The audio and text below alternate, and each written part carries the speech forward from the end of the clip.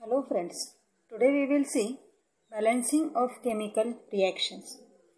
If we will see any chemical reaction, that reaction should be balanced. Okay? अगर वो reaction balanced नहीं है तो हमें उसे balanced करके ही फिर finalized करना होता है. अब हम लोग देखते हैं कि balanced reaction means क्या होता है. What is mean by balanced reaction? अब reaction जो होती है उसमें हमने पहले इसमें देखा था कि रिएक्टेंट्स और प्रोडक्ट दोनों प्रेजेंट होते हैं. अब इन रिएक्टेंट्स में जो कोई भी एटम्स प्रेजेंट होते हैं, एलिमेंट में जो कोई भी एटम्स प्रेजेंट होते हैं, वो एटम्स का number product and reactant side में सेम है क्या. अगर दोनों सेम है तो उस रिएक्शन को हम लोग कहते हैं यहाँ पर बैलेंस्ड केमिकल रिएक्शन और बैलेंस्ड केमिकल इक्वेशन. अब सपोज हमने यहाँ पर उसको डिफाइन कैसे किया है. In a chemical reaction, the number of atoms of element in the reactant is same as the number of atoms of those elements in the product. ठीक है, मीन्स एटम जो भी प्रेजेंट है एलिमेंट्स में उसके कौन से साइड में, रिएक्टेंट साइड में, उतने ही सेम नंबर में वही सेम एटम प्रोडक्ट साइड में भी होने चाहिए. ऐसी अगर इक्वेशन है तो हम लोग उसको कहते हैं बैलेंस्ड इक्वेशन. अब एक एग्जांपल लेकर हम लोग यहाँ पर देखते हैं. एक सिंपल रिएक्शन हमने यहाँ ली हुई है. AgNO3 mean silver nitrate plus NaCl. There is a formation of product AgCl and NaNO3. ठीक है, ये हमारे रिएक्टेंट हो गए और ये हमारे प्रोडक्ट हो गए. अब हमने क्या कहा था कि बैलेंस्ड केमिकल इक्वेशन किसको कहेंगे कि जो कोई भी हमारे एटम्स रिएक्टेंट साइड में प्रेजेंट है, जितने नंबर में वो प्रेजेंट है उतने ही सेम नंबर में वो प्रोडक्ट साइड में भी होने चाहिए. तो अब हम लोग देखते हैं यहाँ पर एटम्स कौन से आए हुए हैं, कौन कौन से एलिमेंट्स आए हुए हैं. हमने यहाँ पर एक टेबल बनाया हुआ है. एक हम देखा फर्स्ट इसमें element, then number of atoms in reactant side and number of atoms in product side. ठीक है, अब हम लोग फर्स्ट देखेंगे. फर्स्ट एलिमेंट कौन सा लिया हमने यहाँ पर, Ag, दैट इज सिल्वर. अब Ag अगर हम लोग इस रिएक्शन में देखते हैं तो रिएक्टेंट साइड में कितने Ag हैं. रिएक्टेंट हमें यहाँ पर दोनों कंसिडर करने हैं. रिएक्टेंट साइड में कितने Ag है, एक, तो हमने यहाँ पर क्या लिखा, 1.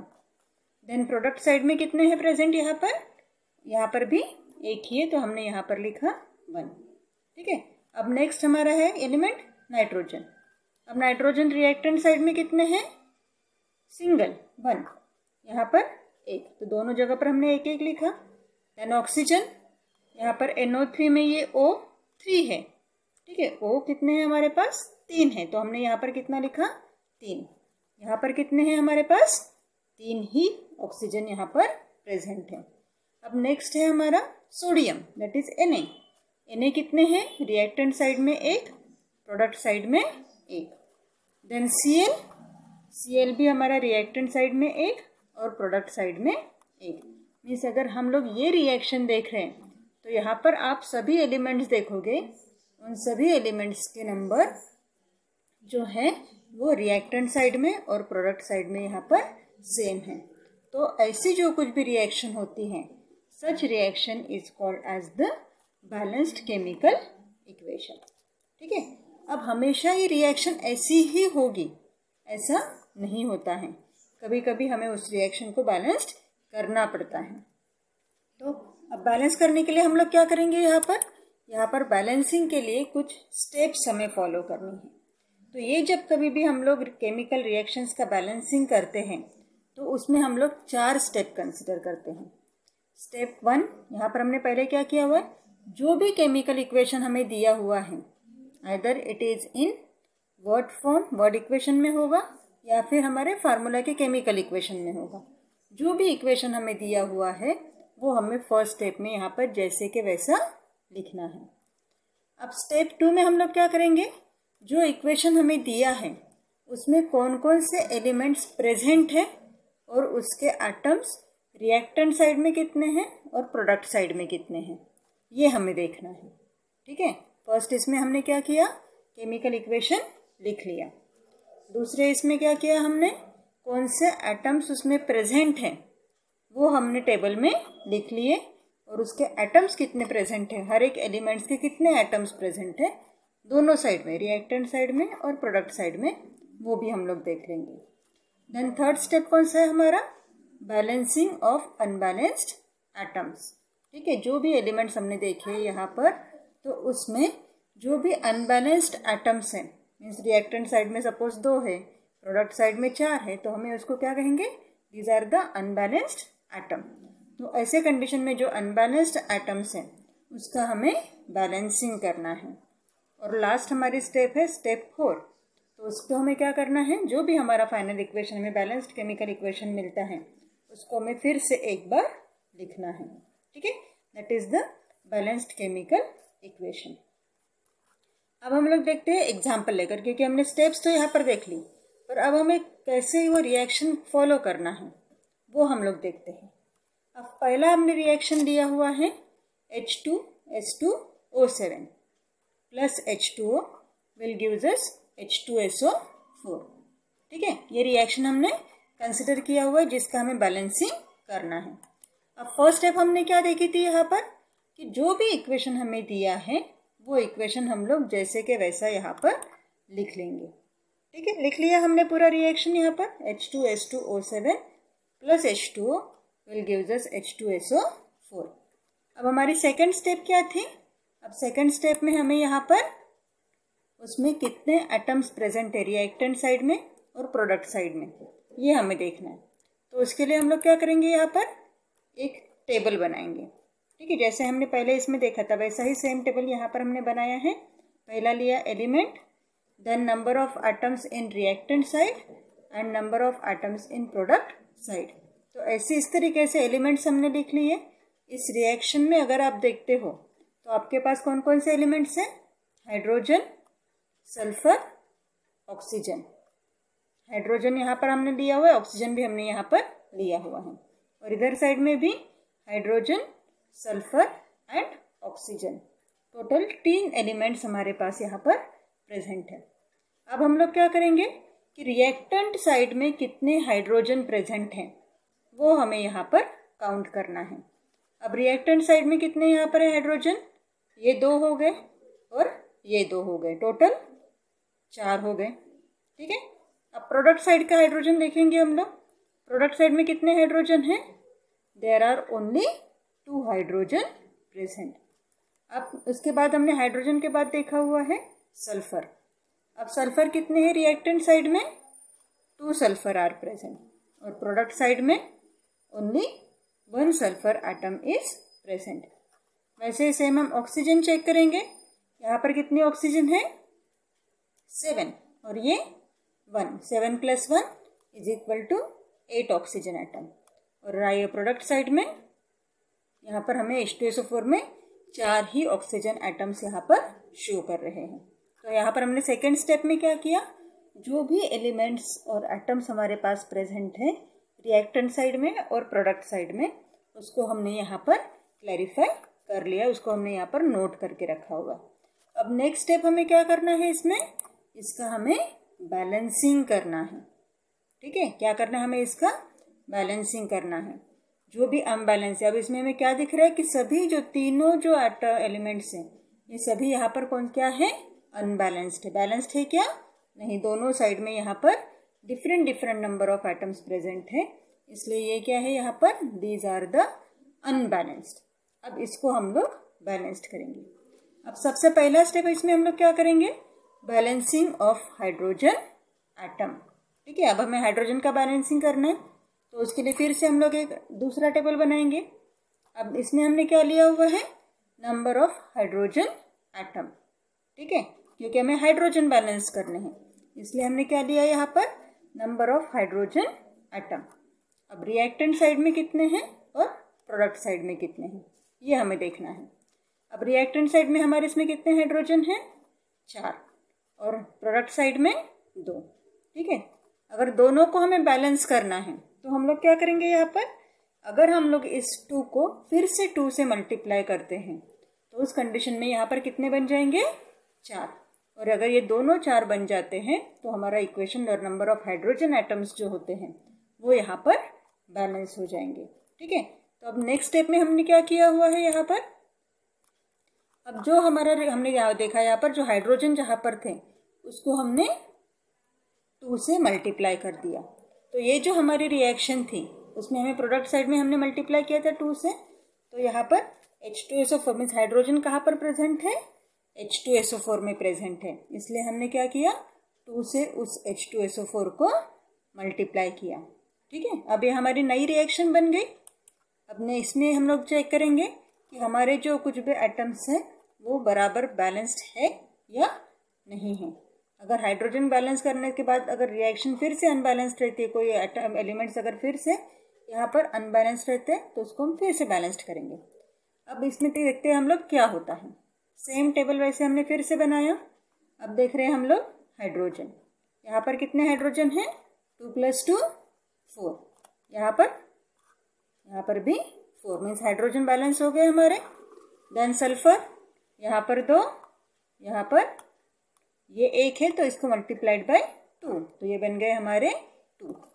ऑक्सीजन, यहाँ पर 7 + 1 8 है, 8 हो गए। और यहाँ पर 4 × 2 = 8, तो ये भी यहाँ पर 8 हो गए। तो यहाँ हमें दिख रहा है कि जो हाइड्रोजन हमारे पूरे एटम्स जो है, जैसे एलिमेंट हमने हाइड्रोजन के देखे, यहाँ पर 4 4 दोनों हो गए, ये सल्फर जैसे है 2 2 हो गए, ऑक्सीजन 8 8 हो गए। मीन्स क्या हो गया हमारा, अगर हम लोग इसके अकॉर्डिंगली देखते हैं तो हमारी रिएक्शन जो है वो यहाँ पर बैलेंस्ड हो सकती है। दस हमने क्या कहा कि दोनों साइड्स के नंबर ऑफ एटम्स जो है वो इक्वल है, इसलिए हमारा ये जो रिएक्शन है, रिएक्शन इक्वेशन नंबर 2, ये क्या हो गया हमारा, बैलेंस्ड इक्वेशन हो गया। ठीक है, अब हमारी नेक्स्ट स्टेप क्या है इसमें, कि जो कुछ भी हमें बैलेंस्ड इक्वेशन मिला हुआ है, जो चेक करने के बाद जो रिएक्शन जो इक्वेशन हमें same number of atoms show कर रहे हैं रिएक्टेंट साइड और प्रोडक्ट साइड में, तो उसी से हम लोग क्या कहेंगे, यहाँ पर वो इक्वेशन है हमारा, वो बैलेंस्ड इक्वेशन रहेगा। तो इस कंडीशन में हमारा बैलेंस्ड इक्वेशन कौन सा बन जाएगा, H2S2O7 + H2O will gives us twice H2SO4। ठीक है, समझ में आ गया।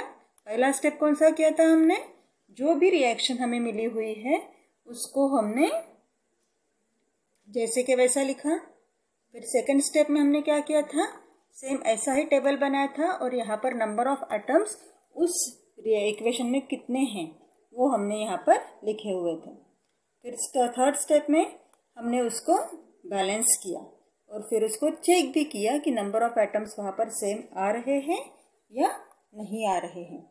और उसके बाद फिर हमने फोर्थ स्टेप में जो हमारा इक्वेशन था वो बैलेंस्ड है, जो बैलेंस हमने किया हुआ है उसको हमने नोट डाउन किया है। ठीक है, इस तरीके से हम लोग क्या कर सकते हैं, केमिकल इक्वेशन जो कोई भी केमिकल इक्वेशन हमें दिया हुआ है उसको हम लोग बैलेंस्ड कर सकते हैं।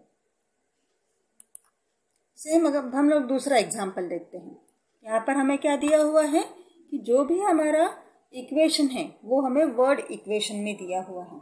ठीक है, यहाँ पर हमें फॉर्मूला दिया हुआ है क्या, नहीं, यहाँ पर हमें उसको वर्ड इक्वेशन में दिया है। तो वर्ड इक्वेशन में हमारा फर्स्ट है कैल्शियम क्लोराइड। कैल्शियम क्लोराइड का फार्मूला पता है सबको, CaCl2, then sulphuric acid H2SO4, calcium sulphate and hydrogen chloride. तो अब इस रिएक्शन को हमारी फर्स्ट स्टेप क्या है कि जैसा हमें दिया हुआ है वैसा हमें यहाँ पर लिखना है।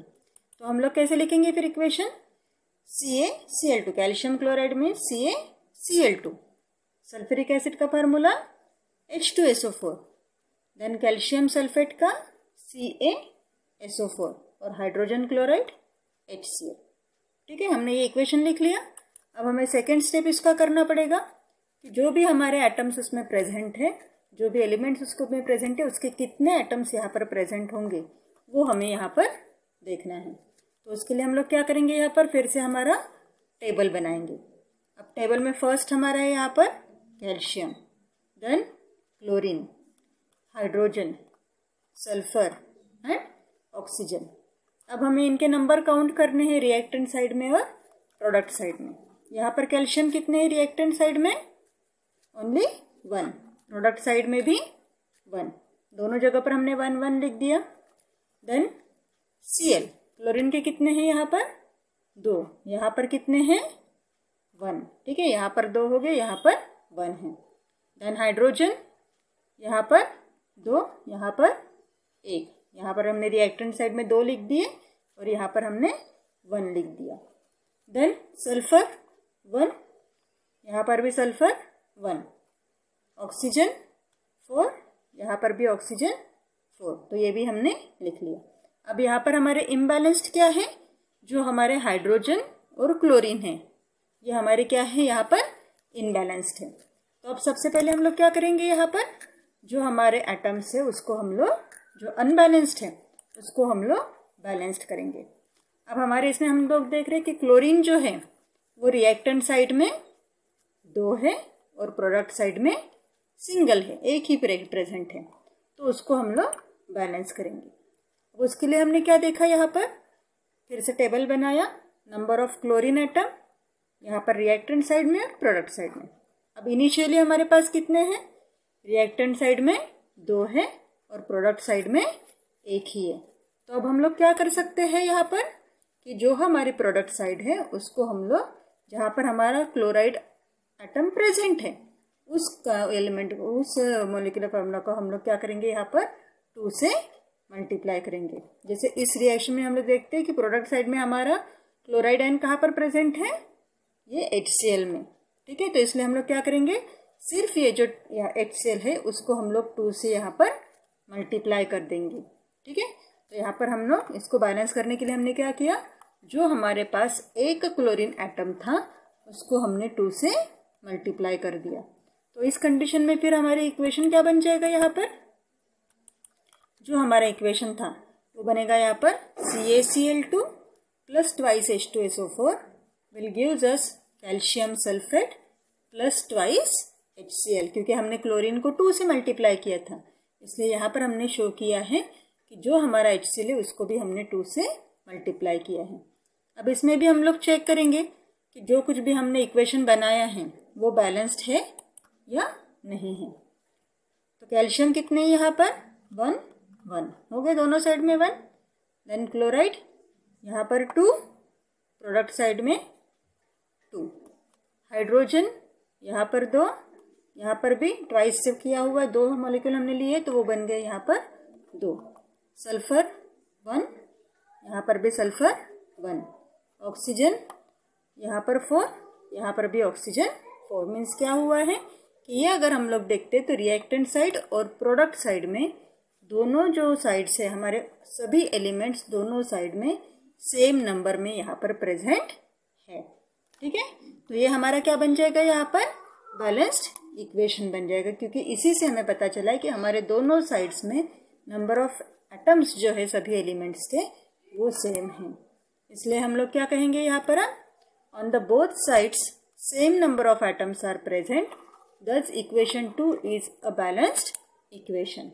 और फाइनल स्टेप कैसे लिखेंगे? फिर से हमें जो हमारा बैलेंस्ड इक्वेशन है उसको हमें यहाँ पर नोट डाउन करना है। वो क्या हो गया हमारा? CaCl2 plus 2 H2SO4 will gives us CaSO4 plus 2 HCl। Are you understand it? अब फिर से थर्ड एग्जाम्पल हम लोग देखते हैं। सिंपल रिएक्शन हमने यहाँ पर लिया हुआ है। H2SO4 plus NaOH will gives us Na2SO4 plus H2O। First step हमारा सेम इक्वेशन हमें लिखना है, हमने उसे लिख लिया। देन सेकेंड स्टेप में हम लोग क्या करेंगे? नंबर ऑफ एटम्स लिखेंगे। अब यहाँ पर फर्स्ट कौन सा है हमारा? हाइड्रोजन लिखा हमने। देन सल्फर, ऑक्सीजन, यहाँ पर Na सोडियम, फिर से ऑक्सीजन, ये इसी के साथ काउंट करेंगे और हाइड्रोजन इसके साथ काउंट करेंगे। समझ में आया? प्रोडक्ट साइड का भी same, sodium, sulphur, oxygen, hydrogen, ये 4 ही एटम प्रोडक्ट साइड में भी हमारे पास प्रेजेंट है। अब हम लोग काउंटिंग करेंगे। हाइड्रोजन कितने हैं हमारे पास? यहाँ पर 2 और ये एक 3 लिख लिए हमने 3। प्रोडक्ट साइड में हमारे पास सिर्फ 2 ही हाइड्रोजन है, हमने यहाँ पर क्या लिखा? 2। अब सल्फर यहाँ पर कितने प्रेजेंट है? 1 यहाँ पर प्रोडक्ट साइड में भी 1, दोनों का हमने 1 लिखा। एंड ऑक्सीजन 4 + 1 = 5, यहाँ पर 4 + 1 = 5। देन सोडियम हमने देखा, सोडियम कितने हैं यहाँ पर 1 है और यहाँ पर 2। मीन्स हमें बैलेंस क्या क्या करना है यहाँ पर, एक तो ये हमें सोडियम बैलेंस करना है और हाइड्रोजन बैलेंस करना है। अब देखते हैं हम लोग इसे किस तरीके से हम लोग बैलेंस कर सकते हैं। अब सबसे पहले हम लोग देखेंगे बैलेंसिंग ऑफ सोडियम एटम। ठीक है, जो हमारा सोडियम एटम है उसको बैलेंस करते हैं, क्योंकि हमारे रिएक्टेंट साइड में 1 ही सोडियम प्रेजेंट है और प्रोडक्ट साइड में 2 प्रेजेंट है। तो अब हम लोग क्या कहेंगे यहाँ पर, फिर से टेबल में वही हमने लिखा कि इनिशियली हमारे पास 1 था रिएक्टेंट साइड में, प्रोडक्ट साइड में 2। तो उसको बैलेंस करने के लिए हमने क्या किया, फिर जो हमारे रिएक्टेंट साइड में प्रेजेंट है सोडियम, उसको हम लोग 2 से मल्टीप्लाई करेंगे। अब इस रिएक्शन में सोडियम हमारे पास रिएक्टेंट साइड में कहाँ पर प्रेजेंट है, ये यहाँ पर प्रेजेंट है NaOH में। ठीक है, ये तो हमारा अलग प्रोडक्ट साइड हो गया, यहाँ पर ये हमारा रिएक्टेंट साइड है। तो प्रोडक्ट साइड में सोडियम हमारे पास कहाँ प्रेजेंट है, किसमें प्रेजेंट है, it is in the form of NaOH। तो हम लोग किससे मल्टीप्लाई करेंगे, फिर 2 से इस NaOH को मल्टीप्लाई करेंगे। तो अब हमारी रिएक्शन कैसे बन जाएगी, ये H2SO4 + 2 NaOH will gives us Na2SO4 + H2O। अब हम लोग देखते हैं यहाँ पर हमारा काउंटिंग बराबर होता है या बैलेंस्ड हो गई रिएक्शन या नहीं हुई। फिर से हमने सेम वही एटम्स लिखे हुए हैं, एलिमेंट्स लिखे हुए हैं, हाइड्रोजन, सल्फर, ऑक्सीजन, सोडियम। अब उसके एटम्स जो है वो हमें काउंट करने हैं। अब यहाँ पर हाइड्रोजन कितने हो गए हमारे पास, ये 2 और ये 2, टोटल 4। प्रोडक्ट साइड में ओनली 2 आर देयर। सल्फर यहाँ पर 1 है रिएक्टेंट साइड में, प्रोडक्ट साइड में भी 1 है। देन ऑक्सीजन 4 और ये 2, टोटल 6 बन गए।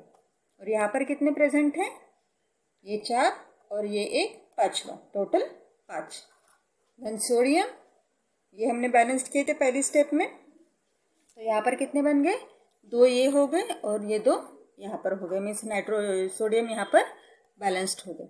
बट यहाँ पर हमारा हाइड्रोजन और ऑक्सीजन अभी भी इम्बैलेंस्ड है। तो ये हमारी रिएक्शन बैलेंस रिएक्शन होगी क्या, नहीं होगी, क्योंकि यहाँ पर हमें हाइड्रोजन और ऑक्सीजन जो है वो दोनों हमें इम्बैलेंस स्टेट में ही दिख रहे हैं। ठीक है, इसलिए हमारी ये बैलेंस स्टेप नहीं होगी। इसलिए हम लोग क्या करेंगे, फिर से हम लोग इसे बैलेंस करेंगे। जो हाइड्रोजन एटम हमारे इसमें इम्बैलेंस्ड है, अनबैलेंस्ड है, उसको हम लोग यहाँ पर उसका बैलेंसिंग करेंगे। तो उसके लिए हमने क्या किया, इनिशियली हमारे पास 4 थे और प्रोडक्ट साइड में 2 थे। तो अगर 2 को हम लोग फिर से 2 से मल्टीप्लाई करेंगे तो हमारे पास 4 बन जाएंगे। ठीक है, इसलिए हमने क्या किया, यहाँ पर 2 से उसे मल्टीप्लाई किया। अब हमारे प्रोडक्ट साइड रिएक्शन में प्रोडक्ट साइड में हाइड्रोजन एटम कौन से इसमें प्रेजेंट है, H2O के पास है। तो हम लोग यहाँ पर क्या करेंगे, इसके यहाँ पर हम लोग इसे 2 से मल्टीप्लाई करेंगे। तो अब हमारी इक्वेशन कैसे बन जाएगा, ये H2SO4 + 2 NaOH, जैसे कि वैसा है, सिर्फ हमने यहाँ पर इसको 2 लगाया हुआ है, Na2SO4 + 2 H2O। ठीक है, यहाँ पर हमने 2 से मल्टीप्लाई किया।